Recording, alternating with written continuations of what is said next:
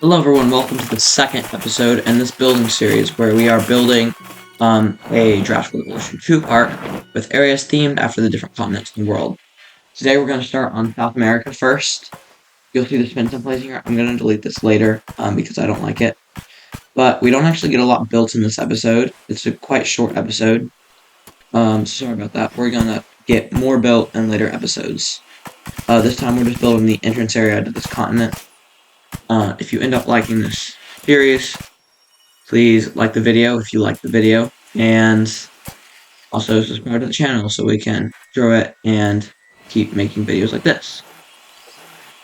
So here I'm placing a shelter, but instead of using it as a shelter, it can be a guest help center or a tickets to something.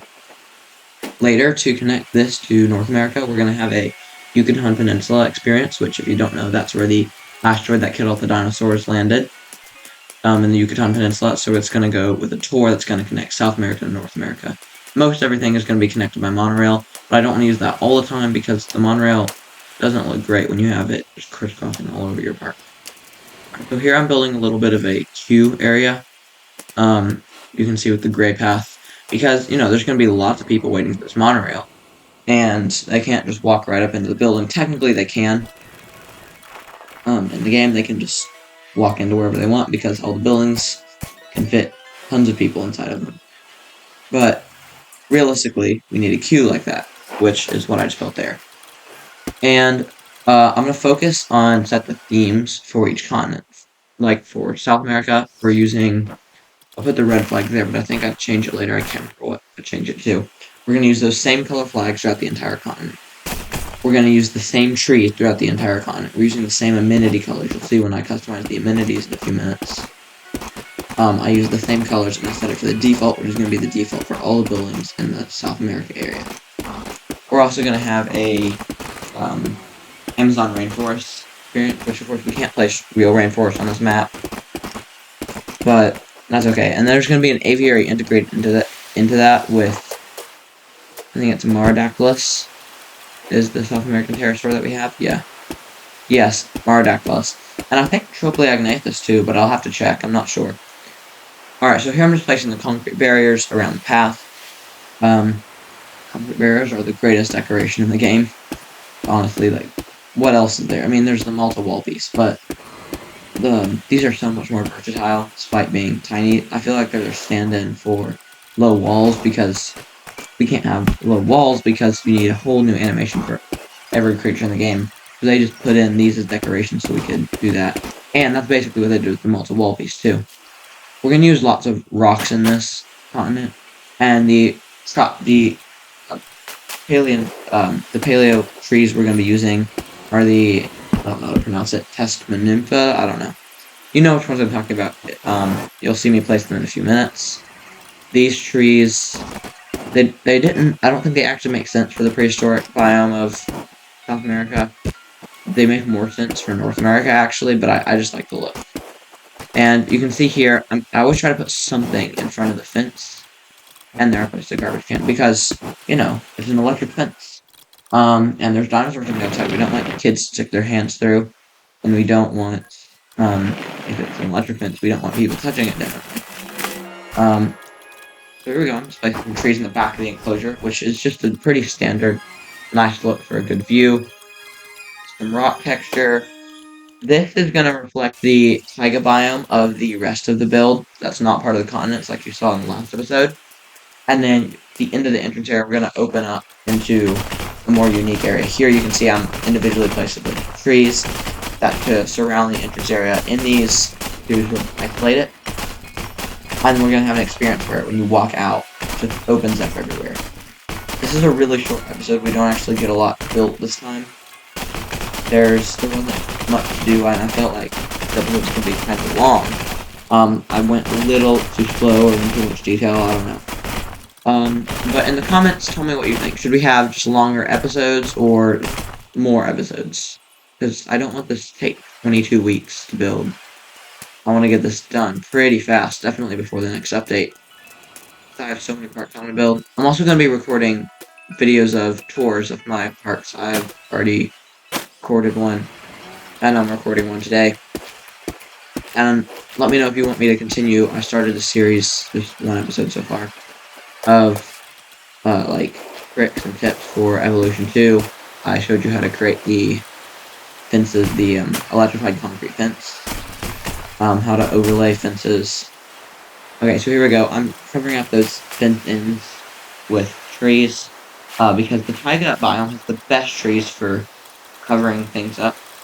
Because if you're in a zoo, you can't just look out and see things. Everything, you know what I mean? Like, everything's kind of hidden, and that's what I wanted to reflect in this build. Of course, we don't have, like, a wood panel fence or anything. The only solid fence we have is the concrete fence, which looks too strong to just use everywhere, but I do still use that a lot. These decorations I really like for walls. They're not solid, but I will use them a whole lot. You see me placing them here. I've even used these for enclosures for, like, small dinosaurs like Mindy that aren't jumpers or anything. And so here we go. I'm going to customize the amenities. Wait, no, not yet. Attaching the path first. Yeah, here we go. I'm customizing the amenities. Technically, we don't need to customize the amenities in the sandbox, but I do want to bring more guests in the park because they always feel underpopulated. So I'm putting it in the maximum modified for each guest type. And I'm setting the colors that I like here, and I'm just going to set this as the default for the entire area of this park. And here we go with the other amenity here. We're using the thatched roof. Alright, I'm going to finish this bridge. It's not really a bridge because there's no water or anything. But, yeah, you know what I mean. Okay, I gotta lower this mountain to be able to fit in the pathwork I want to do here. I actually had an idea. I don't like to do too much path art, but I do want to do like a sauropod neck reaching down for this continent in particular. And the dinosaur today, by the way, it's going to be a Margosaurus, which is a South American dinosaur. I had to double check that one. I should have known that. But we do have quite a few South American dinosaurs. Like, when we get to Australia, we're going to have like 5 species. For South America, I'm trying to decide which ones I'm going to use because there's a whole lot. You think way too much. Why do I do that? Anyway, on the last video, I noticed that the average view duration was only like 5%. So let me know what you want to be changed in this video, because that's not a very good view duration. Alright, here I'm covering these mountains in the background with those trees I was talking about, which I think looks really good. Like, off in the distance, it reminds me of an old dinosaur book, like a Dinosaur's Kids book. And this is on the right, kind of like the Andes Mountains. You know, and I really like the mist on this map too. It really helps add to that feel. And the point of this continent and all the continents really is just going to be immersion into the world, trying to make them feel as different as possible within one biome. Alright, here we're getting our Margosaurus. This is where I was looking at if it's from South America, because I thought it was, but I was not sure. I just totally forgot. Okay, so yeah. Here I'm actually still deciding what I'm going to do. I wasn't sure I was going to do a Margosaurus, but it was the best for this because it also makes sense in the taiga biome, and I wanted, like, when you go to a zoo, they never have, like, the obscure tropical bird you never heard of first, but they also never have the lions first. They have something medium. Like, at my zoo, they have bears first. Bears are big and they're cool, but we have bears where I live, so they're not super unique, which I wanted to use for Margosaurus. It's just kind of an average dinosaur, but it is a South American dinosaur, and it's not underwhelming, because it looks cool.